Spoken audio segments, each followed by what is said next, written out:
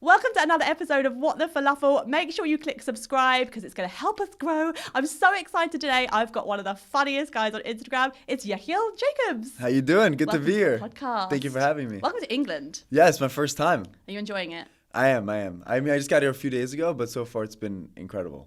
Yeah. You've got like so many shows. I saw your Instagram this morning and you were emceeing last night, and it was absolutely packed and wild. It was it was the craziest experience probably I've had so far.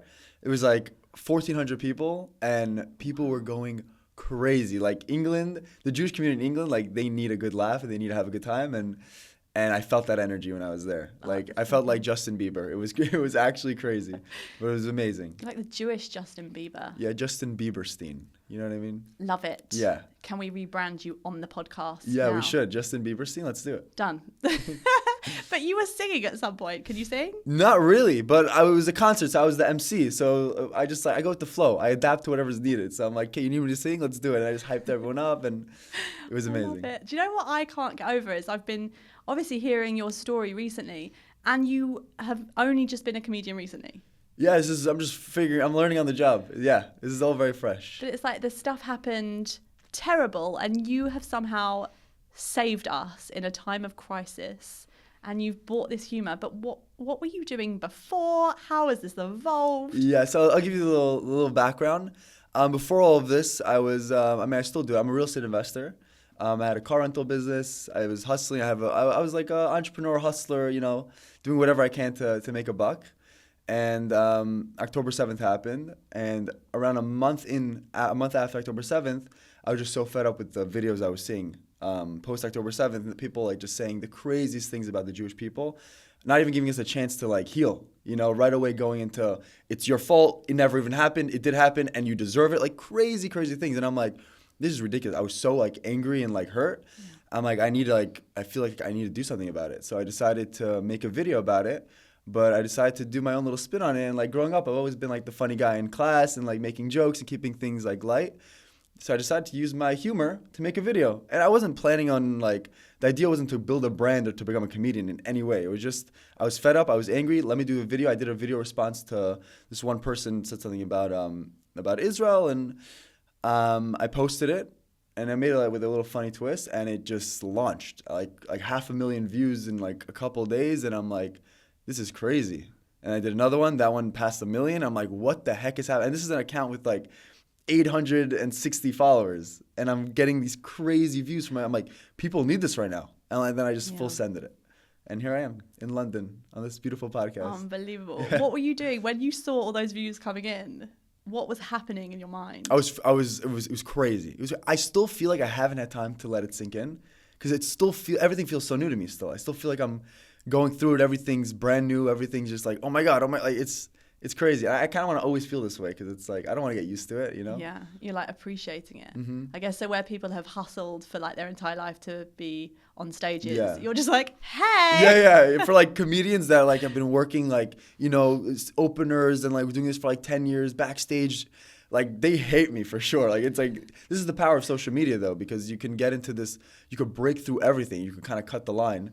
If you show, hey, I'm good at something, check it out, and then social media will just spread it everywhere. Yeah. So I was able to do, around 4 months after I started doing social media, I was headlining 2 sold-out shows in New York at the New York Comedy Club, which is like unheard of. To be able to headline a comedy, after doing comedy for like 3-4 months, it's like crazy. So I've been very, very fortunate, thank God. I really appreciate it. That's unbelievable. Yeah. It's not just, you haven't just gone a little bit. You've gone full blown. Yeah. I'm like, this is working. I'm full sending it, and I'm really passionate about what I do. I'm very I want Jewish people to be happy and to be proud of who they are, and to fight against the lies, because there's so much of it. That's amazing, because I think I said to you when you walked in, like, I did the opposite of what you did on October 7th. I literally hid. I took off everything, like my star. Wow. I thought I can't say anything, because anytime I did, my mum was in Israel at the time, and I posted and I got so much hate. So I thought, oh my God, this isn't safe to be Jewish. Right. And you've gone the absolute opposite direction. I almost did that at one point. I mean, once I did my videos, I got a crazy amount of hate. Crazy. I got death threats. I had like people reaching out to my family members. Like, it was crazy. It was really messy. But I had to make a decision. I'm like, am I going to stop what I'm doing? And if I do that, they literally won and they silenced me. And nothing's going to get better because now if everyone who fights against anti-Semitism gets shut down because they get scared of whatever, then no one's going to fight. And then we definitely don't stand a chance. And then all the Jews are just going to be walking around hidden and I don't want to live my life like that. So I decided like I'm going to full send it. And I full sended the garbage out of it. And I'm still going strong. It's fantastic. And I'm so grateful to people like you that have done that. Because like you said, I don't actually know where we'd be. I don't know where I'd be. Just be hiding somewhere. But we so need it, and we so need the laughs. Yeah. I found you with one of your Greta impressions. I was like, what is this guy doing? He's wearing a wig. You're in a pool. The rainbow wig. Yeah. Like, how do you come up with these things? I don't know. I wake up in the morning. I'm like, okay, what's going on now? What needs to be like? What are the topics? What are people saying? My TikTok thinks I'm pro-Palestine because I want them to feed me the pro-Palestine algorithm so I know what I'm dealing with, and I get the craziest of the craziest. And then I can make the best videos because they're the best ones to respond to. So I go through my TikTok feed. I see what's trending. I see what I want to respond to. And then I make a video. It's very day by day. I don't have like 20 videos. Like, I don't have a video for today set up yet. I'll figure out after the podcast, I'll look through my stuff and be like, okay, let's do this. And So it's not, you don't have months of stuff stored up? No, not at all. I wish I did. That would be amazing. It would be so much easier because I'll just like post. But it's very spontaneous, but also keeps things very fresh. Social media is very much like what's going on right now. What happens if you don't have an idea though? Some days I don't post. If I don't have an idea, nothing's happening. If I'm not feeling it, then I'll take a day off. Just go and stir up some trouble. I need content. But back to the hate side of things. Yeah. Because receiving the death threats, how do you even begin to manage that? And even if you're okay with it, have your family been okay with it? If they're receiving the threats on behalf, like because of you? So it's a good question. It's definitely. It's not a warm and fuzzy feeling when you receive a death threat. It's definitely like, oh my gosh. But also a lot of these accounts, they're not like real. I haven't gotten a threat or hate from an account that looked like a real account. Like, it's an account that's like following like 1,000 people and has like 2 followers. It's like weird. It's like, it feels like a bot almost, or like not a real. So I haven't felt like it was someone that I could put a face to it, you know? So I just but it's nerve-wracking. But at this point, I do my thing. I can't focus on it, you know. And your family have been like. My family just fully supportive. Thank God they've been okay. They haven't had anything with them, but they've had like messages like saying about, you know, your son or whatever, like, you know, not good things. But yeah, it is. And you're going for it anyway. Yeah, I have to. I'm not gonna. It's motivating. Totally, but it must be very different though, going from social media where you're just filming yourself and going crazy and doing Michael Jackson style driving. Hey, look at that, Henry. That was so funny. Yeah. To then actually headlining and being involved in comedy performances where you have to have an entire set, right? Yeah, it's a whole different world. On social media, it's very much just like there's no room for dead space, because a video, people have no patience. It has to be very, very cut, very precise. I do all my editing because I need to, like, I'm very on top of, like, when I do a cut, like, it's not random, it's very, very specific. But on stage, you need that time of, like, that build up, that quiet time, and then the punch. It's a whole different thing. So it's a totally different experience doing social media and doing the stand-up comedy. But I love both. I really love both. But you've not had, I just don't get it. Like, you've not had any training. You haven't been trained as a comedian. You've just found this absolute God-given gift. And you're like, hey, this is me. Yeah, I think I grew up, my dad's a magician. Okay. So he's a performer. I remember growing up, like, I would juggle with him. I would be in his magic shows a little bit. My mom's a big personality. She's very funny. She's also, like, she's very talented. And I grew up just in that space. So I guess naturally I've always liked to perform, like, after Shabbat, like, or during, like, a Shabbat meal. I would do, like, a little bit, you know, like, by my bar mitzvah, I did, like, a little stand-up routine. Like, it was always, like, there. It was always around. Got this on video. Can we find It's so deleted, thank God. No. It's the most cringy video of my life. No, we need to, like, find it and upload it to YouTube. It used to be on YouTube. I have it on YouTube, and I'm like, take that down right now. Absolutely. Is it down, or is it just unlisted? That's a good question. I'm going to have to check right after this podcast. Yeah. Before you post this episode. Yeah. Will you let me know if it's there? And we might need to see this. I can't watch it. I also just said, I realized I just said video, don't have videos anymore. How old are you? Do you know 24. Do you know what a video is? A video? What are you talking about? Like the CDs? God, I feel so a old. CD? The square, the rectangle? No, it's not even a CD. Yeah, the rectangle that you put in, like VCR. So, would you call it? Yeah, we call. I think a VCR. I think so. Yeah, I remember seeing those back in the day. How have I got to this age and saying something like a video is really past it? That is. Well, we don't even call it a video in America. I think a video. I'm just thinking like it's a regular video, like watching a video. VCR. Yeah, even just like a video on YouTube. Like you just watch a video. Yeah, I guess you never had cassettes either. No, we never had a cassette. Things with headphones. No, that was before my time or during my time. And but horse and carriage. Like that was your time. No, I'm not horse and carriage. My son literally said to me the other day something like, we were driving to school, and he said, "Well, did you have horses on the road when you were my age?" Wow. Not that blinking old. Wow.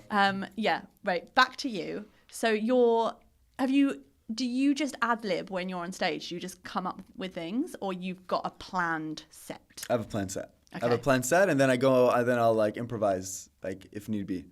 When it's a good show, I'm improvising. You know, when it's a good show, I'm feeding into the crowd. I'm feeding into like when the energy's good. But I have my set like lined up. I know exactly what I'm going to say. I have it all planned out. And yeah, it's crazy. It's crazy. It's very nerve wracking. I always get nervous before a show. It's like. But it's like being done with a show or during a show and it's going well, it's the most incredible feeling in the world. Yeah. Have you ever had those moments where no one laughs? Yeah.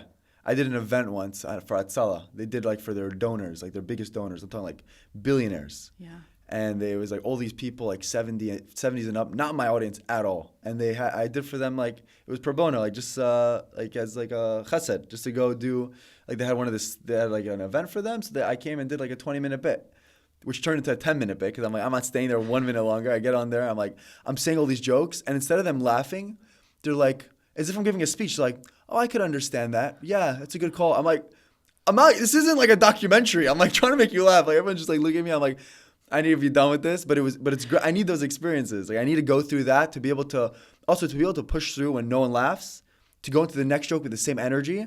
Otherwise, you butcher your whole set. Yeah. So it's extremely important to go through those moments to know how to deal with it and be like, okay, it's fine. Next joke, same energy, and then you could build it back up. But that was a complete like, I hated that. Like it was really, really bad, but it was a great learning experience. I've heard for comics, it's the worst when you don't get the laughs, and it can really affect your self-esteem. Yeah, absolutely. I don't know what I do. I remember giving a talk once. It was so embarrassing. I thought, oh, I can do this. I talk about nutrition. I was like, I can do this. It's fine. I was giving a talk about detoxification, but it was a supper club and no one was listening and they were all eating their dinner at the time. No one was looking. And I really panicked because I feed off of people and their energy. And if they're interested or they ask questions, it's great. You have a rapport. And I ended up talking about enemas because I didn't know what to do, the really inappropriate detoxification. And people just looked like, what are you going on about? And I thought I would never do this ever again. Right. How did you bounce back from that? How did you make sure that you had the mental resilience that you thought, this isn't me, this is just the situation? Yeah, you have to think that way. I got very lucky that my first ever show was a banger. Like, and also I have the like when people come to a show, they're coming to see me. They know who I am already. So if I come up on stage, I'm like, how's everybody doing? Already people are laughing. From doing the voice, doing the accent. This is someone who they've been watching on social media. They know like there's already that.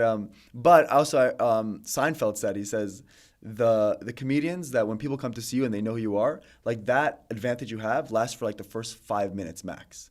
After that advantage is gone, and then you have to make sure you have good material. For example, a comedian who no one knows who he is. Right away, he has a disadvantage that he has to break into the crowd. They have to get to know him first. They have to trust him. They have to feel ready to laugh with him.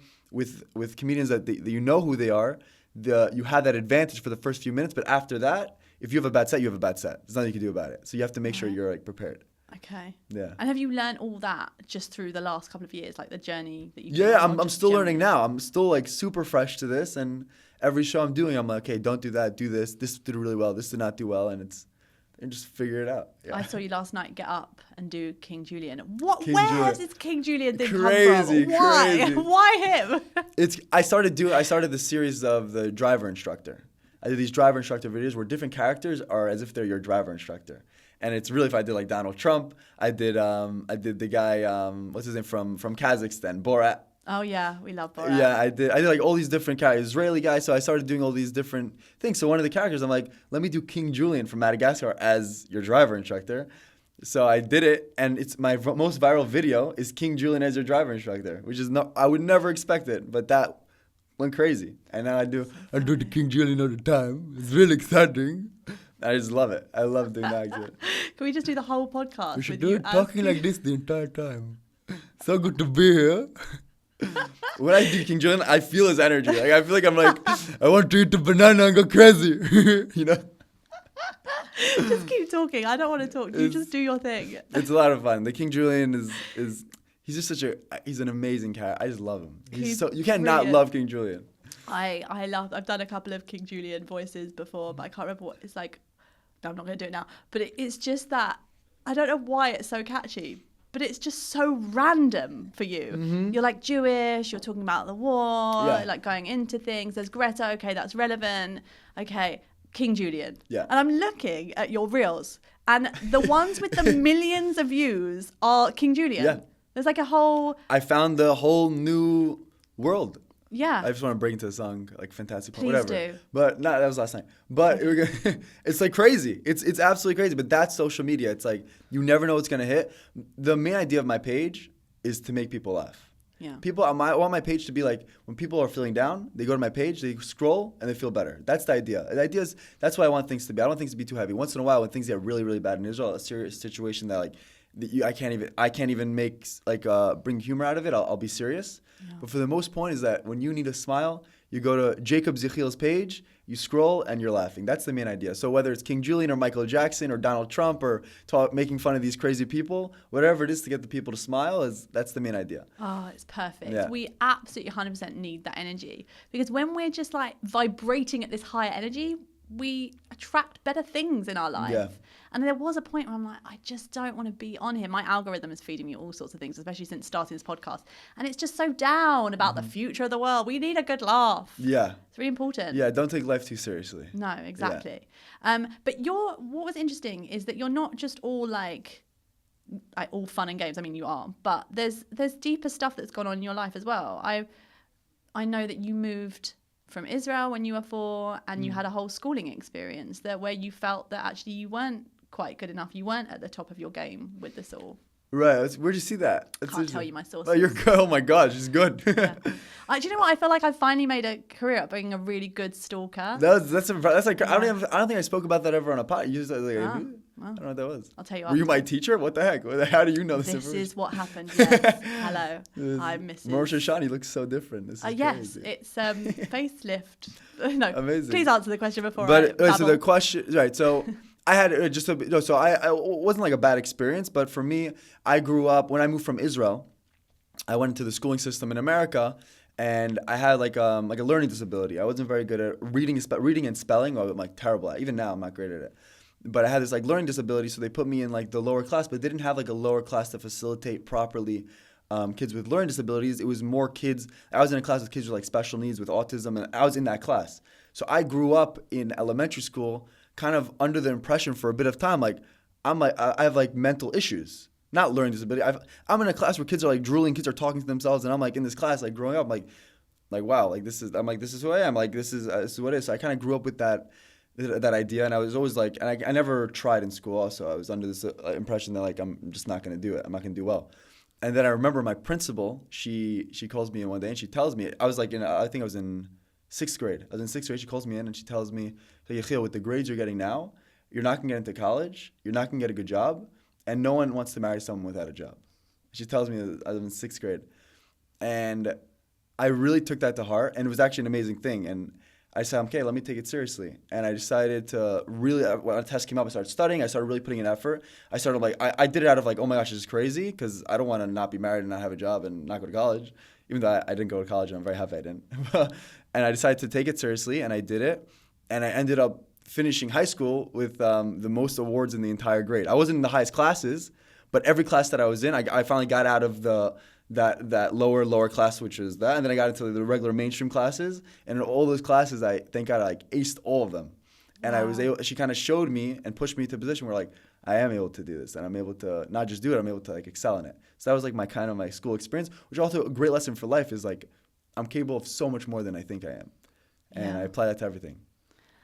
That's incredible. Firstly, that you had that mindset change, but also that one person can say something that can totally turn your life around. Yeah, it was crazy. It was really crazy. At the time, it was like that's like chill. I'm in 6th grade. But it was... What's 6th grade? How old would you have been? Because we don't do grades. Oh, right. So 6th grade, I would have been 11. Okay. Yeah, 10, 11, yeah. Okay. Oh, so still really small. Yeah, it's small. Oh. But it was good. I think I'm very happy with it. And You did good.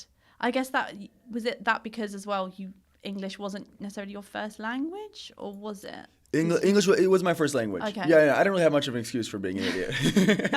Okay. We just used the excuse. I was in Israel. My parents only spoke to me in English because they wanted me to know English. Okay. And then we moved to America. So now I just don't know Hebrew. You don't know Hebrew now? I do a little bit. My whole family's fluent. I'm like catching up. Okay. Yeah, slowly. You went to yeshiva? I went to yeshiva, yeah. Fully, my whole life I went to yeshiva always, like all boys yeshiva. And then I went to Israel after high school. I went to yeshiva in Israel for 1 year, which was really 7 months because it was COVID. And that was like learning all day long. It was kind of more of a chill yeshiva. Like we also went out, we had a good time. But yeah, and then really I came good back. Time. Yeah, it was great. It was great. Because I don't fully. I'm kind of dipping my toes in this, but the yeshiva, is it just, are you just learning, like studying Torah, or do you learn about other things? So yeshiva in Israel, when you go to Israel, so when we're done with high school, which is yeshiva also, but we learn like Hebrew studies in the beginning of the day, and then we learn math, English, science, all that at the end of the day. Right. So we do both. Then when we go to yeshiva in Israel, it's more of really connecting to your Judaism. That's more of the idea. So there's no English studies. It's all learning, and it's a lot of learning. I'm talking like 9 hours of just learning, and it's a lot. But also it's like you develop like a lot in Israel. You develop a lot of like independence because you're going around, you're traveling, you're doing all these trips, and then you come back and you learn. For me, I had a fantastic experience. I really enjoyed it. I had great rabbis, and I really enjoyed myself. Yeah, I learned a lot from that. How come your family moved from Israel? They just wanted to change it up. They had to change. I think my mom and my dad, they were more in the like very religious community, and it was a bit difficult because we weren't like that. We weren't like ultra religious. My mom's a very talented person, and she wasn't able to express her talents in the ultra religious. It was a little bit like oppressing towards women. So I think there's a certain situation that happened with like a dance. She was trying to do dance, and they canceled it. It was like a whole thing. And basically, we decided to move to America to try it out. And we've been trying it out ever since. You were in New York. And we moved to New York. Yeah, we moved to New York. And then I was in New York for about 12, 13 years. And now I live in Florida, South Florida. Is that because of the way things are going over there in New York? No. We just moved. We kind of moved with we had like the COVID wave where everyone from New York after COVID happened. And they're like, oh my God, like New York was crazy. Everyone moved to Florida because Florida is like just... America, like freedom. That's like okay. So a lot of Jews moved then. We moved after, nothing to do with the COVID thing. We just happened to move during that period, just to change things up. Nicer weather. Yeah, it's very different, right? Yeah, it's a lot hotter. They say nicer weather, but we have like hurricanes that kill people every now and then. So I don't, great. It's promising. Yeah. You got Disney. We have Disney. It's worth it. Why does Disney never get affected by like it's never like there's a good hurricane question. And Disney? That's a good question. Maybe they're controlling it. It's not the Jews. It's Disneyland. There you go. Conspiracy. Mm-hmm. There's your reel for today. Is it Disney? Anyway, how are things in New York? Because from what we're seeing in England, it's all a little bit wild over there at the moment. Yeah. New York is crazy right now, but this is the thing with social media. It makes everything look terrible. Like you said, you see everything's heavy, and that's the way that people see one thing happen. Like I did a show in Australia. And before I went to my show in Australia, this is right before. Remember, there was a video of the nurse. The guy was on. He did a video call. It was a guy in Israel. They did one of those apps where you speak to people over a thing. Yeah. And it was a nurse, and they found out that he's Jewish, and the nurse was saying like, yeah, when Jews come here, like we kill them. Like it was a crazy viral video of basically saying like this Australian nurse claiming that they're actually killing Israelis that come through the hospital. Like it was crazy. And this was right before my show, and everyone's like, "You're going to Australia? It's so dangerous. Don't go." And I'm like, no. I'm like, it's going to be fine. And I went there. I wore my kippah everywhere. I performed in Melbourne and in Sydney, and I went everywhere, and I wore my kippah, and I didn't feel anything the entire time that I'm there. Not saying that it doesn't exist, but social media makes things look like everything's terrible. Yeah. So in New York right now, obviously people are very nervous about Mamdani. Like, what's it gonna be like? Is it gonna be crazy? Is it gonna be dangerous for Jewish people? It's possible it will. The videos you're seeing now about New York, they are real, but also it's not everywhere. It's not as bad as we think it is, but it does exist. I think that's the best way. Like, from my personal experience, I travel the world, and like, I wear my kippah everywhere I go, and thank God I've never had a experience in person. It could be I'm very lucky, but also it's just not as bad as people think it is. I guess that's the same with here. Everyone thinks that England is just crazy and we're falling apart, and actually I haven't had an issue. Right. No one I know has had an issue. Yeah, I've been asking people since I've been here, all the Jews, I'm like, so what have you experienced anything? I haven't met anyone yet that experienced something personally. Actually, it happens to be my host that I was staying by. I asked him this question. He's like, no, I never experienced anything. That night, he was walking back from shul, like wearing a kippah and tzitzit, and a car drives up to him, and they're like, are you Jewish? And he's like, yeah. He's like, say free Palestine. He's like, what is that? He's like, say free Palestine. He's like, I don't know what that is. And they're like, we're going to bloody beat you or whatever. They start yelling. They shoot him with like a water gun. And they drive away. No And way. he's never experienced anything. This is right after I asked him. And I'm like, wow, what are the chances? Like, now you... This was here? This was here. Like, as in, since you've been here the last Right. days? This was 2 days ago. Oh, no. Yeah. So that was like, okay, it exists. Is he okay? He's fine. Nothing bad happened. But it was still obviously like, he called the police to let them know. Like... Yeah. But yeah, it's crazy. Oh, I was just trying to be positive about this. No, we are being positive. No, be positive. I was just kidding. It didn't happen. Live in denial. That's the move. Yeah, no. What everyone's saying, we had someone yesterday who basically said, we've got 20 years here. That's it. We're all going to have to move to Israel. And I'm kind of freaking out a little bit since. Yeah. I don't like when people say, I don't think that's true. I mean, I could be naive. But I don't think it's, when people are saying like, all right, England's done, America, you're next, and then, okay, everyone go to Israel. Like, I don't know. I feel like I was kind of bred to believe that's true, because I keep getting reminded of the Holocaust, what happened, which is very valid. Like, how did the Holocaust happen? How did that happen? But also my instinct of actually living in places and visiting places, I don't feel that. I don't feel it from a personal experience. So I don't know. We have to be careful. But I don't think we should just go into like panic mode and everyone run to Israel and we're done. Yeah. Although someone sent me this, she wasn't Jewish. She saw something I posted and she said, I don't understand what's going on. This is in all the prophecies. Like, Israel belongs to the Jews and all the Jews are going to be called to Israel. She sent me all this stuff from like the Bible, but also like the Torah because it's Old Testament. Yeah. I think it's Old Testament that she sent me. And it says that we're all going to be called to Israel. And I'm thinking, is this now? Right. Is the Messiah coming? What do you think? I mean, I'd love for that to be happening. That'd be fantastic. Do you think we're at that point? I feel, this is my personal, I might be raining on the party. I feel like we've always been thinking that. Oh. When the Holocaust was happening, we were thinking that. When the Spanish Inquisition was happening, we were thinking that. We were always thinking it's happening. But it's not that, it's always about wanting what's gonna be like. That's what, I don't know if I want to get too deep into the whole religion thing, but it's a big part of religion is believing in like that. Although we can't fathom not having this idea, because if we don't have this idea, we feel this sense of hopelessness of like, if it's not coming, then what's the point of all it? So there is that as well. But I also feel like we've always been thinking this. God willing, the Moshiach is coming and amazing, and I'm all for it. But you don't sound convinced. I'm not convinced. Not yet. Not right now. I'm talking about like right now. I'm so confused. You're like very religious. You've gone to yeshiva. Yeah. Do you know something I don't know? Because I thought we're meant to believe that he's definitely, like, it is 100% sure. Well, thing of course, he's coming. Of course, we're supposed to believe it, and I want to believe it, and B'ezrat Hashem, it will happen. But when people tell me right now, this is Moshiach is coming now, this is all because of Moshiach, I'm not gonna be like 100%. This is it. I'm gonna think about it, and I'm gonna look at what's going on, and I'm gonna believe it. I'm gonna pray for it. But I'm not. I don't follow blindly. You could be it. Yeah, I like that. I mean, you are. Yeah, Moshiach is pulling up in a rainbow wig. Yeah, that's it. It's like yes. But B'ezrat Hashem, Moshiach is coming, and I really hope so. My grandma, who's very spiritual, she was like, "This is the age of Aquarius. There's big change." Yeah. But apparently, the age of Aquarius is also the Messianic age. We're like in it. It's coming. Yeah. B'ezrat Hashem, I'm all for it. I'm all for it. I don't like this. See, I feed off the energy, and your energy right now on the whole talking of the Moshiach, you're not filling me with any confidence whatsoever. I happen to be. I like to play devil's advocate a little bit. I like to challenge things. I like to challenge things. So devil's advocate? Yeah. What are we gonna do if he's not coming? Like ever?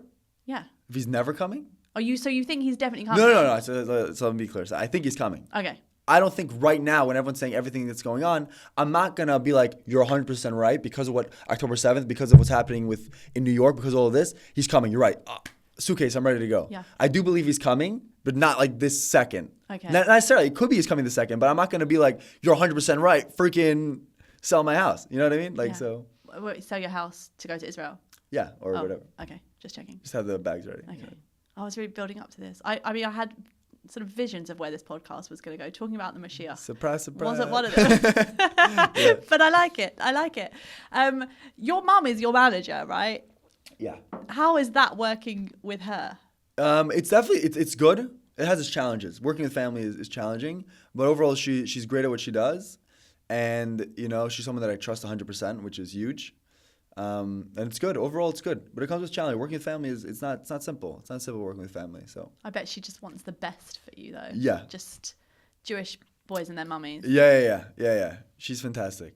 And she does. Yeah. I started since I, knew you were coming on. I'm diving in and I'm looking at her profile. Yeah. She's really funny. She didn't seem like she enjoyed walking through the airport or her trip into England. Yeah, I saw that. But do you ever do things together? Sometimes, yeah. Yeah, we have a few videos together that we do. It's fun. When we do them, it's always a funny video. Would you ever do stand-up with her? We did once. She was the MC for a show that I was headlining. So we did that once. It was fun. So maybe again in the future we'll do it again. Okay. Yeah. And you've also said that you got banned from TikTok. What happened? I got banned twice. I got banned and then brought back on. It was crazy. The video I got banned for was a video that I found on TikTok that I responded to of someone saying when Sinwar was killed. Those of you who don't know, the leader of Hamas who was the mastermind behind October 7th murdering all those people. When he was killed, this lady on TikTok made a video saying Sinwar was a hero. He died like a hero. He was an amazing person, like defending him. So I took her video and I made a whole fun. I'm like, nah, he wasn't. He died like a dog. And I made a whole funny thing saying the reality with my little twist. And I posted it on TikTok. And then TikTok took that video and they banned me for it. Why? So they didn't ban the video of the woman praising a terrorist who murdered 1,200 people and currently holding hostages.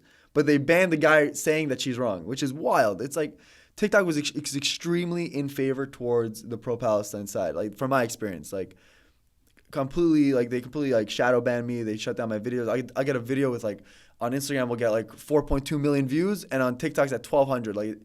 And a video before on TikTok hit 30,000. It doesn't make sense. So TikTok, I got banned every now and then they take down my videos. It's unfortunate, but I don't know.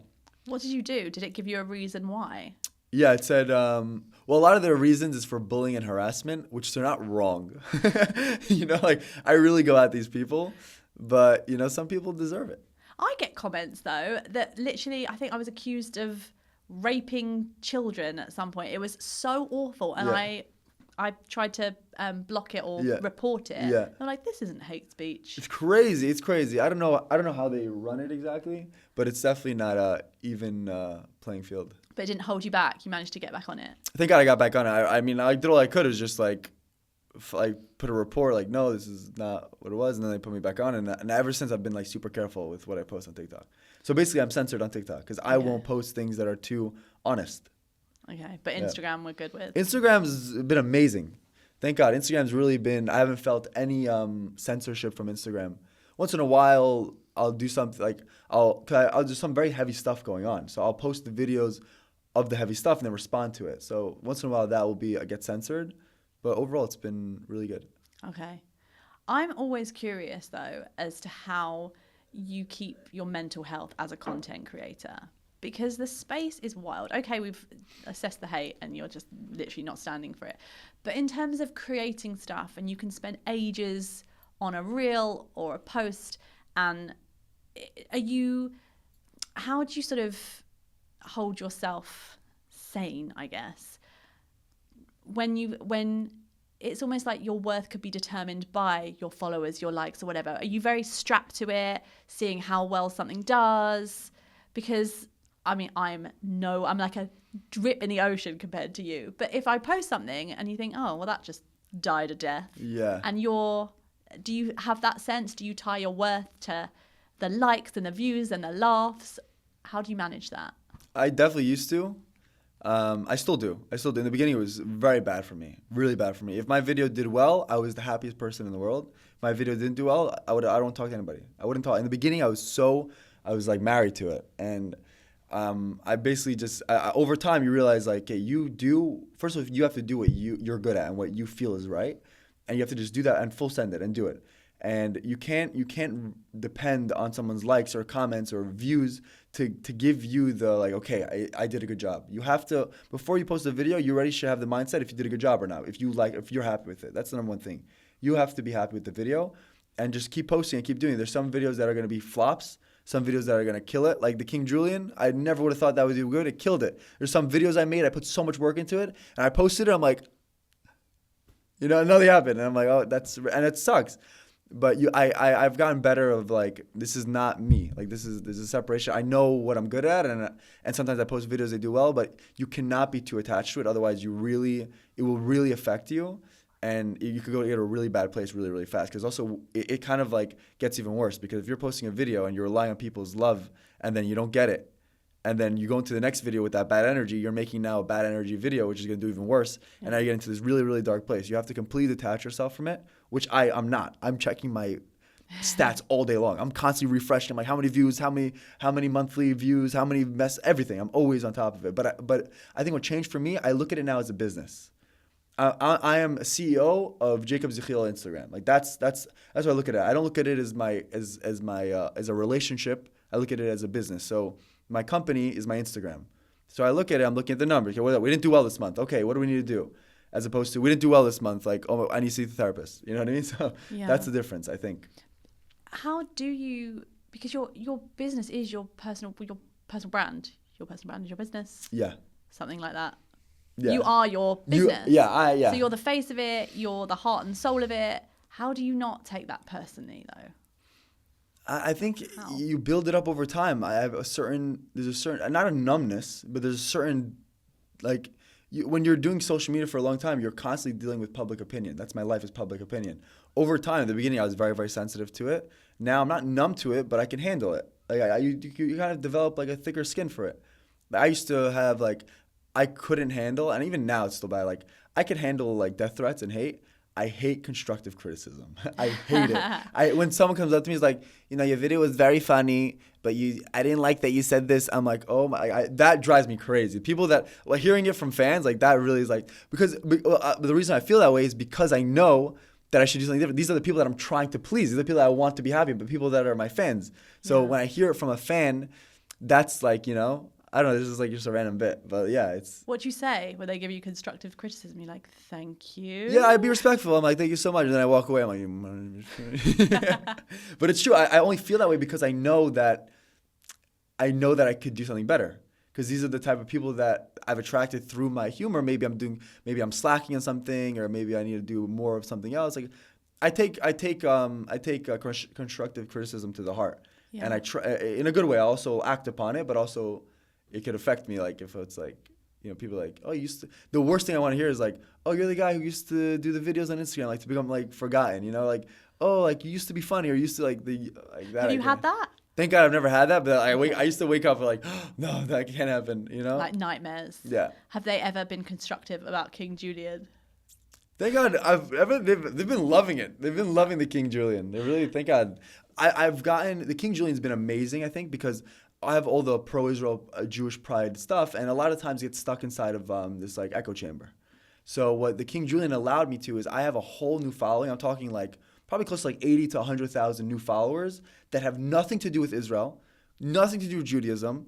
People from all over the world that just know King Julien because he's a world-known guy from Madagascar, the movie, that are following me now, that every time I post a video about Israel, they're like, oh, interesting. And I haven't been seeing unfollows.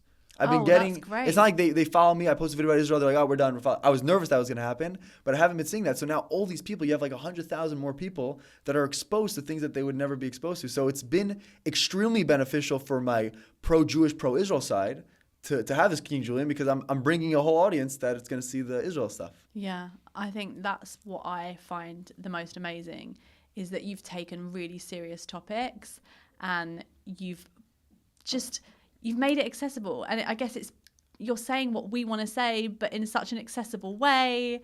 It's great. And I guess you're reaching people that wouldn't otherwise have heard this. Because I think when you come at the facts or the opinions from a really angry or sensible point of view, it doesn't get across. But when you're like totally outrageous with it, it hits. Yeah, humor has a power. It has a real power. Everyone wants to laugh. People want to laugh.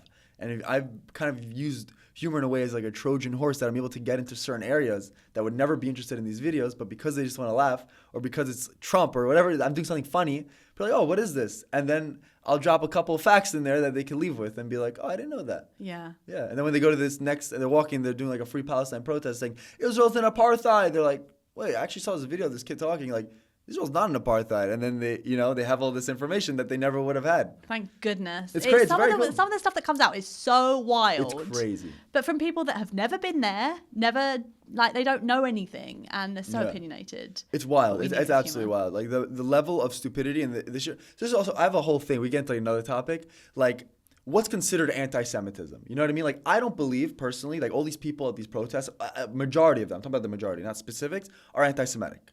I think they're misinformed, and they're not people that, they don't hate Jews necessarily. They're just being fed lies. They're being fed, like, imagine you're seeing videos of kids dying every single day, and you're seeing video of bombs going off, and Israel, this apartheid. So you're just being fed this lie. If any of us would see this every single day, we would hate the state of Israel as well, and we would have something really strongly against them. So I don't think that comes from anti-Semitism. But there is a level of anti-Semitism comes in where these people are getting this information about the state of Israel, and they're not challenging it or looking into it from the other perspective. They're blindly following. That comes from a level of like, okay, if you're going to blindly follow something, how could you be so passionate about it? How can you be so enragingly passionate about a free Palestine and Israel's terrible to the apartheid state, they're doing a genocide, and you're not even looking at the other side? Like, you didn't even challenge it. That has a certain sense of like, sheer, like, there has to be sheer anti-Semitism. There's just blind hate that you're not looking at. If something happened in Waganda, for me, I'm not going to be passionate about it. And if I would, I'm going to make sure I do my research. Yeah. So that's where like I really hate when people use anti-Semitism too freely and they label things off, because when real anti-Semitism happens, it looks terrible, because now they're like, oh, you said this is anti-Semitism, not it. So we have to be very careful. So that's why in this thing specifically with like the protests, when people are saying, oh, they're a bunch of anti-Semites, they are, but also they're not, like, you know what I mean? Like there's a certain, not everyone. There's a lot of misinformation. A lot of them are being lied to. It's not everybody, but it does exist. I think that's what I'm seeing a lot. Everything now, any kind of difficult behaviour, they're anti-Semitic. It's all anti-Semitism. And I'm kind of questioning that. Are they really? Because these people are good people and they've been fine towards Jews. But it's just that blind sheep mentality. Yeah. But then when everyone's posting all eyes on Rafa or all of it, like everyone, it becomes a trend. Yeah. Everyone's following, but no one seems to be looking at the other part of it. Yeah. It really comes down to, if you're going to be passionate about something, like, know it. You know what I mean? Like, know it. And if you're not going to take the time to know it, why not? Why are you so quick to hate Israel? Why are you so quick to hate the Jewish people without giving them a chance to explain themselves or to look into what's going on? I think because we get up and we build and we grow, and we, like, someone said to me right at the beginning, I don't understand, because in Gaza there's all of this stuff, but I'm seeing Israel, they're going to like they're getting on with their life and they're making gluten-free buns and like she was saying, I'm seeing all these gluten-free bakeries making things for soldiers, and because they're not sitting crying on the floor, then they're the evil ones, because they're getting on with their lives. Yeah, it's wild. Yeah. That's also like the Palestinian side is very good with the victimhood card. That's their lifesaver card. That's the way they've been able to get all these people to rally towards their cause while they literally are starting wars and killing our families and inciting violence. They're able to cover it up with but they're so much stronger than us. But they have an entire army. We just have we're just kids. Like, It's crazy. Like that's like they've been surviving on the victim card, and it's been so successful for them. They've gotten so far with it. Yeah, there was something that was really jarring. One of your videos, I was almost in tears because I opened it and there's this baby eating sand, like this young toddler eating sand. Yeah. And my heart just went, and I thought, we are terrible. Like, what? Maybe I've got this all completely wrong. And then you come in with your commentary, which it's such a horrific situation, and it was so awful. But you know, maybe you can explain it better than me, but it was like, well, who is feeding sand? Like, this isn't a thing. You wouldn't eat sand if you're starving. Yeah. A lot of these videos, if you look into them just a little bit deeper, it's ridiculous. It was a kid who's very, very well fed. He's not skinny. Like, he had chubby hands. He had a fresh haircut. He's eating sand from a bowl, and someone's videoing him doing this. Like, there's no way this is a real video. No kid, first of all, no parent would let their kid eat sand because it's not edible. No parent would video the kid eating sand. The kid's crying because he's eating sand because his parents making him eat sand. And it's a lot of these videos coming out. If you just take 2 seconds to look into it a little bit deeper, it's like, how is this possible? Use your brain. How is it possible that they're in the situation? And like, how is this kid being videoed? Who's doing the videoing? Why is he crying? Why is it like this? How is it that a rocket hits and there was a freaking HD camera perfectly set up right up there? How did they know this? Like, there's a lot of hints out there that anyone with half a brain can figure out this is BS. Maybe I don't have half a brain then, because I got caught up and I'm like, you're an idiot. I really am. I got so caught up and because it's the emotional heartstrings. Yeah. They're amazing at doing that. And when you said it, I just thought, how did I not see this? But it's the same as everyone. I don't know how you see it, unless we're all just stupid except for you. No. I just think but everything you said, it's so common sense. I don't know why I didn't see it. Because you're a good person. Most people are good people. People in the world are good, and people want to help people. And when people see someone suffering, they want to help them. And I understand you're a good person. That's why you feel that way. Most people feel that way. I'm not a good person. I'm kidding. No, but most people feel that way, and they know this, and they're using this to their advantage. That's why they take videos of the most suffering, the most killing, and they literally you have like these fully fake videos of kids like. So videos like the kids like they put the kids like holding like a bowl through like the chain like in Gaza like through the fence. They're holding a bowl for food and they're begging for food and they're crying, and like it's a very sad picture. It's these two little girls like they're crying and there's a bunch of kids and they're asking for food because they're being starved by Israel. So they're putting their bowl out and like they're crying. It's a very emotional picture. And then like someone made a video about this. It's like, how are they getting? First of all, how did they get the bowl through the fence? Because the bowl. This way and this way doesn't fit through the fence. It literally doesn't fit through the fence. How are they getting the food back? How? It's not possible. Like what that like when you get past that emotional part and then you actually look at it, it's like it's literally even if you give them the most delicious shawarma, they can't eat it. They literally can't take it back. And then you realize that was just set up as a video because the wired fencing looks so much more dramatic than if you had an open fence. It looks better that they're closed off from it, but they didn't think to like make it look at least that the thing fits back, that they could take the food that they're being given. Yeah. It's crazy. Like there's so many things that are just, if people just look at it, they're playing on emotion. We're playing, their war strategy is emotion. Is let's make them feel as bad as possible. Let's feed them as many lies as possible and see what we can get away with. But why is my brain not thinking like it makes so much sense, but it's like, yeah, but I'm obviously stupid. Why would I not think about a bowl coming back? But then I think, but there's so many more questions around that as well.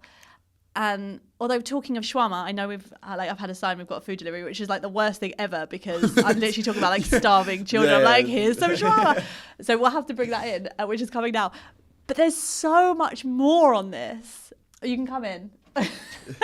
How'd you know he was there? I got a sign. I have signs. Oh, you have people signs. everywhere. Very good. I'm hello. Hello. Joel's come from Balagan again. What have we got today, Joel? Oh, this is part of the thing? This is part of the thing. Oh, I love eating on camera. I always say, what... Yeah. We always say, what kind of a Jewish podcast would this be? Or Jewish event without food? I agree. What have we got? Oh, kosher fried chicken nice. Wings. Oh, wow. Falafel. For what, the falafel? This is Pizza. really perfect timing. We usually have the owners of Balagan come in, but they're in New York. Funnily enough. Balagan, is that the owner of the... So Balagan is a restaurant. Spicy. Thank you. All right. Thank you. Thank you so much. Yum. So spicy. What's this one? Do you know? That's gotta be You've no idea. Do you know the difference? No. Okay. Thanks.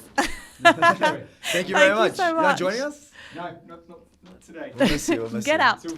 So the restaurant is called Balagan. It's in Boreham Wood, which is around the corner. But they're the owners who always kindly come and deliver on the podcast are in New York. So you kind of swap places. So Joel, who works on the podcast, has gone and picked it up for us. Well, it smells fantastic. So we have it here. I don't know whether you need to do stuff for Hamotzi. Yeah, I just need to sacrifice him, and then I'll be ready to eat. Perfect. Just one sacrifice, and then. Amazing, Mark. Yeah. If you don't mind just lying down. Okay. Are you actually getting up? Why are you getting up? I'm kidding. He didn't hear. No. I was saying, she said, do I need to do anything before I eat? So I said I need to sacrifice you. I get sacrificed every day. You seemed very eeger to be sacrificed. It's a little concerning. I'm like, I just need to sacrifice him. He's like, about time. About time. It's like, I've been waiting for this moment. My whole... So anyone that's missed that, what's happened because he's not mic'd up, Yechiel asked for a sacrifice. Mark, who sits was here, eager to be sacrificed. very eager to be sacrificed, got up and offered himself. He is now sat back down. I don't think we'll cut. No, we're going to 100% keep that in. This should be the whole thing. Do you need anything? I watched for pita, but I'm going to have the chicken for now. Okay, perfect. Yeah. Perfect. Let's go. Here's your plate. Thank you very much. I don't know whether I had dreams. I've had random dreams that I speak in an American accent, and I don't know whether I do a good job of it. But there's like, specific. yes, Like American accent. there was one dream. It was a great dream, and I really felt that I was channeling my American accent, and it went on for the whole. Can you give us an American accent? Well, there's difference because You've been waiting for this moment. No, I haven't actually, and I the face that I'm experiencing now is why on earth did I mention this? Because now I don't want to do it. Well, there's New York coffee in New York. That's good. New York. That's not bad. It's bad. That's not bad. It's not bad. New York. New York. I bought my daughter. Daughter. This is more like New Jersey. Okay. There's a Aren't thing. they the same? Say, I bought my daughter. I bought my daughter A cup of coffee. a cup of coffee. A cup of coffee. Cup of coffee. Coffee. You gotta sound like a Jewish mother. Like a Jewish mother. They don't only talk with like the front of their mouth. You gotta sound like a Jewish mother. Jewish mother. No, I can't do it. daughter. It My wasn't daughter. a New York accent. It was like, no, I can't do it. So dreams don't come true. Is what No, you're saying. dreams do not come true. I'm going to leave the impressions to you. Clearly, this is not my area. Shawarma? Yes. Chicken. Great. So we're eating on. This is cool. I've never done this before. Yes. This is like it's like, what do we just eat? Well, as opposed to what else I don't know. would you like to do? What do I do with the you mic? can lick it or smell it. Do I eat into the mic? Do people need to hear the sound? We'll play up. Okay. You can sit back. Oh, okay. Like little. Was that okay? That's totally fine. I can narrate it. Yechiel is tucking into the hummus and shawarma. Recently, I am going big with my Judaism. Obviously, listening to a Jewish podcast, how exciting. But also I thought, what better way of standing loud and proud as a Jew than to wear Jewish jewellery? I found Israel Blessing, and they are the most amazing company. They do so many different types of jewellery, from delicate hamzas to big Mogan Davids. They've got highs, they've got bracelets, men, women, they've got rings. So much stuff. They've got silver and gold and high price points and low price points. Literally something for everyone. I've never been so excited to shop on a website at all the options. But the best thing about this whole thing is that from listening to the podcast, you get 15% off your order just by using the code WTF15. 15% off. You also have free shipping to the UK, so there is absolutely no excuse not to go shopping and enjoy it. I mean, you're supporting Israel and you're supporting Jewish brands. It's really good fun. So check them out. In the description below, we'll have everything you need, and make sure you tag us in the pictures because I'd love to see what you get. What have you got? Kosher fried chicken. Kosher fried chicken. I got some salad, and I got hummus and shawarma. Perfect. Pickle. Oh man. Wait, adama for salad? Pickle. Pickle is a cucumber. Cucumber grows from the ground. Where are you from? I'm from London. Oh, I'm like a London. really... Now I'm doing a little South African. Little South Africa. 1 second. Wait. Get in the zone. Hello. How are you? Oh, Oh. spiffing. Spiffing, are you? Yes, lovely. Oh, you're a proper London gentleman. Yes, I'm Okay. quite proper. And I am from London. Thank you. Can you do a Cockney accent? Who? Cockney. What the heck is that? I don't know. It's like the East End. Like, Like. oh no, that's more Essex. Did you ever see The Only Way is Essex? No. Cockney. How would you describe Cockney? You guys have so many different accents in this country. Yeah, It's we crazy. do. Yeah. But you do in Cockney. America. Not that much. We have like, you have New York and you have like Texas. Yeah. And then you have like, it's like very slight, then you have like Alabama. Yes. Yeah. There you go. Well, we're kind of like that, but condensed into a small Right. area. But your accents are like very different. But the truth is, honestly, you probably hear our accents and think it's super different also. Sometimes. Would you? Maybe not. Can you hear the difference? Well, you can hear the difference because I always wonder whether you can hear the other people that aren't from England can hear the difference between English accents. Could be. You need to do the discount code and then crack on. We're literally cracking on. Oh. Will you This stop is interfering? cracking. I'm sorry we didn't sacrifice you. No need to give us attitude, okay? Yeah. Sit back. Behave. God, you just can't get the staff these days. You need to crack on. I am enjoying this conversation. So can you tell? You can tell the difference in English accents. I think so. I mean, maybe not. I don't know. If I hear, like, is this a London accent that you have? Yes. But what's interesting is that I was kind of from North London. Well, I am from sort of Hertfordshire. And then I've moved to Essex, which is more east. Now, the Essex people think I'm posh. The people from proper North London think that I sound Essexy. So you're right in the middle. So Essex is like, you're right, babe. Oh, I love How you that doing? accent. Yeah. So that's that. That's good. So we've got we have. But your dad's from Manchester, right? You really did good research. Crazy. I really, That's very I know impressive. everything about you. Is that scary or? No, it's very flattering. Oh, good. Yeah, thank you. Okay. And your mum's from Australia. Nope. And does your mum have an Australian? Does she have an Australian accent? So her Australian accent, it comes on when she wants to return food. That's her thing. Whenever she's in like a restaurant and she wants to return food, she'll be like, "Hello, it's a bit well done." And then I don't know why. Is that or when she speaks with other Australians, it also comes on. Okay, so very limited. How did they meet? How did your parents meet? They met in Israel. They were kind of set up. I think both their dads met in shul. Ah, Yeah, and they met there. that's nice. It's very nice. Nice story. Yeah. And they were both religious, and you They got raised religious. Both religious, yeah. Raised religious, both still religious.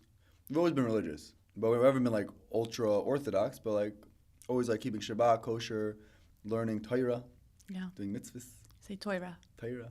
Is that how you actually say it, or you? I say I've been like confused growing up because like I always felt like I want to sound a little more like on the Sephardi side, like Torah, and like Shabbat, but I was raised saying Torah and Shabbos. Right. So, but I always felt more natural towards like Shabbat, and I don't know. I'm just very confused. I don't want to talk about it. Do you want to lie down and we can have If a you don't- therapy session? yeah, I think and we we can should sort turn it this out. into There therapy. seems to be some underlying issues there. Yeah.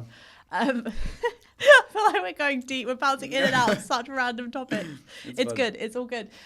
Do you feel like your religion is kind of keeping you, or it's like sort of helped with the world that you've gone into in terms of comedy and your success? Do you attribute it to God, or does it play a role in absolutely. your life? Of course. Everything is Hashem, God, mamash. Everything. Like Wait, what's mamash? mamash is like it's just Hebrew for like really. Everything's really from God. Like really, everything I have. And anytime something happens, like the number one thing I do is I thank Him, and like I really feel a connection, like a real connection, and yeah.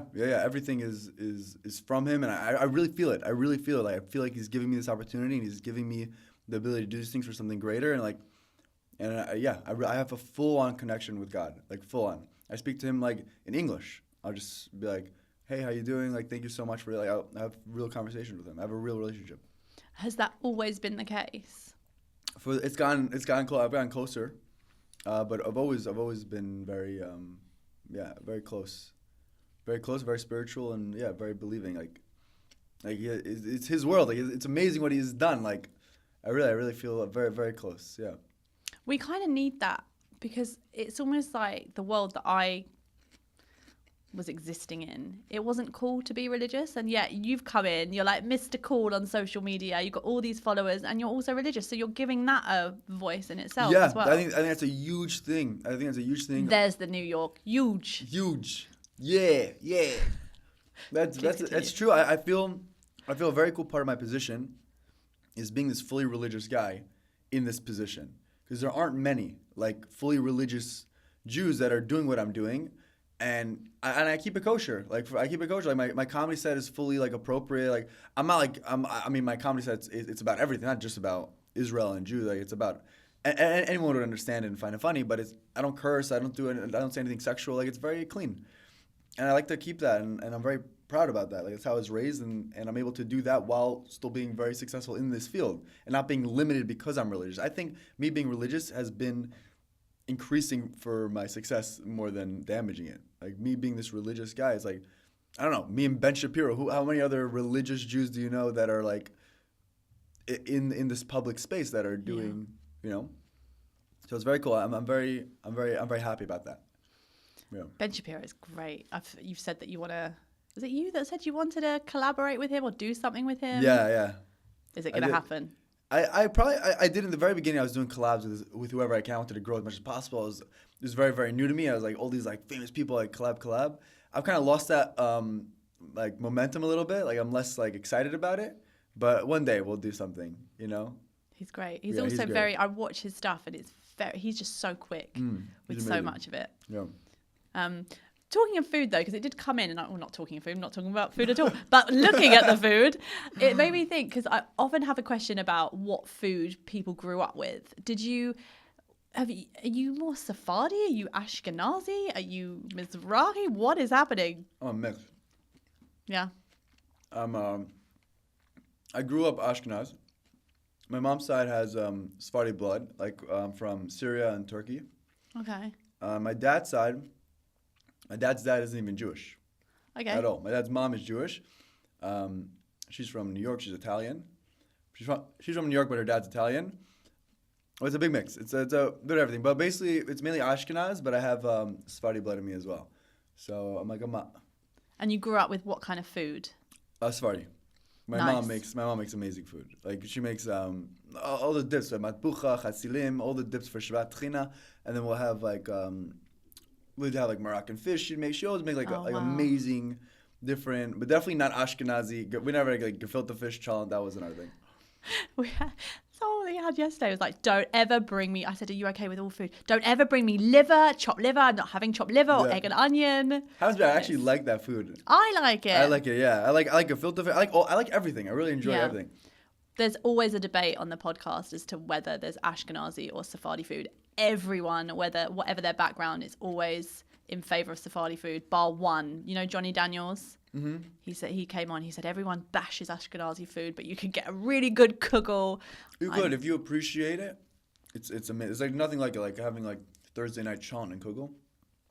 Yeah. Geschmack. Geschmack? Why Thursday night? No, wait, what's geschmack? Geschmack. Yeah, I'm giving you some Ashkenazi stuff. Yeah, tell me. Geschmack is like, there's almost no way of describing the word.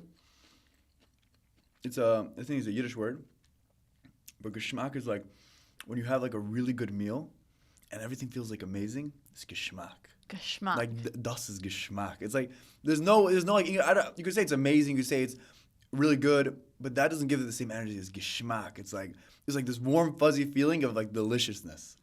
Someone gave me my mother-in-law gave me a Yiddish book of like all Yiddish phrases. I'm gonna have to look this up. Geschmack is geschmack. Geschmack is Love it. But wait, why are you having chillin' on Thursday night? Oh, so Thursday, it's a thing. It became a thing in like in the Ashkenaz world. Thursday night before Shabbat, Friday nights is already Shabbos, but they already start making the chant on Thursday. A lot of them start making it, but it became like a thing. Thursday night chant. You go meet up with the guys that are having chant and kugel, and you have a couple of beers. Like it became like a thing. So Thursday night chant is like a thing. Oh, I didn't know This. I've started to get into Shabbat. I'm really like going a bit further in. Nice. And I was doing all right when Shabbat was in the summer, and it goes like you've got all the whole Friday to prepare. But now it starts 6 a.m. It's like 4 o'clock. It's dark outside. I am really struggling. So I'm trying to cook on the Thursday. But you're saying you don't. Yeah, That makes sense then, because you don't eat on the Thursday Right. night. You're not eating the children on the Thursday night. You're just making it. Well, they're right? making it, yeah, but it became a thing to eat it Thursday night. Thursday night challenge, to eat it Thursday And you've got night. nothing for Shabbat. What are you doing? No, it's not even so much about the preparation part. It just became like a thing. Thursday night challenge is like a thing. Okay. Like the guys after Where? yeshiva in New York, any religious place. Where I used to live in the Five Towns in New York. It's Okay. a Jewish area. You go to like any you have the kosher restaurants there have like chalent ready, and like it's like a thing. It just became like a fun thing. I never knew this. Yeah. Oh, I'm gonna have to go to New York. Yeah, I'm giving you some inside scoop of I like love it. Yeah. Well, I'm Ashkenazi, but I've never experienced this. Yeah, you should. It's great. It's part of the vibe. It's part of the vibe. Okay. Yeah. And what is next on the horizon for you? You're taking over England. Clearly, you're here. You've Yeah. like sold out shows. What's the dream? Where are you headed? It's a good question. I don't have a dream, but I know I want to do more. I want to grow as much as possible. I want to continue doing shows worldwide. I want to double up on the shows, really travel, get around as much as possible, and the content, continue coming up with content, become more creative, and I would love to get into the acting space. Oh, I'm not okay. sure to what extent. I'm still figuring that part out. I would love to get into the acting space and like test my acting skills because I feel like there's something there.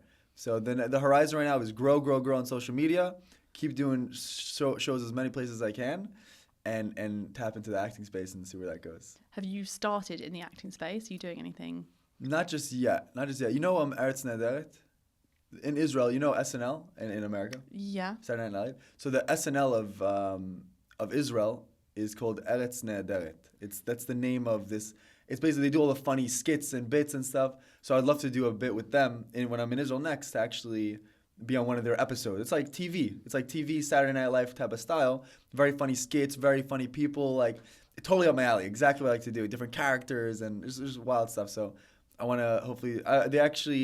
I messaged them. They're like, yeah, we'd love to do it. And so hopefully That's next time.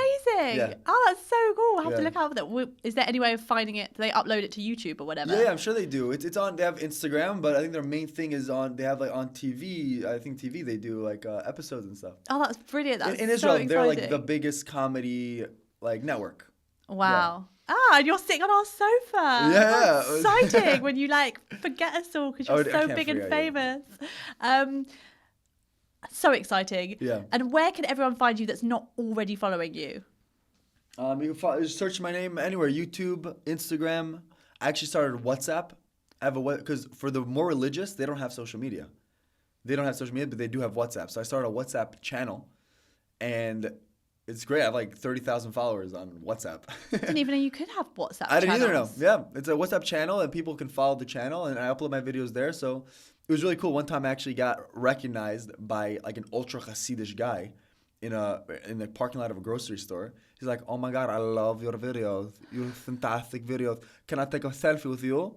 And he had his wife take a picture with me, but he had his wife pull out her flip phone, and she's taking a picture of us with her flip phone. I'm like, how the heck do you see my videos if you have a flip phone? Like, where do you see it? He's like a friend of mine. He's on your WhatsApp group chat, and he uploads it to Instagram. No, not to Instagram. He uploads it to Gmail, and he created a Gmail link, and I follow you on Gmail. He follows me on Gmail. Someone takes my videos from WhatsApp, they upload it to Gmail, and the Hasidim are seeing it on Gmail.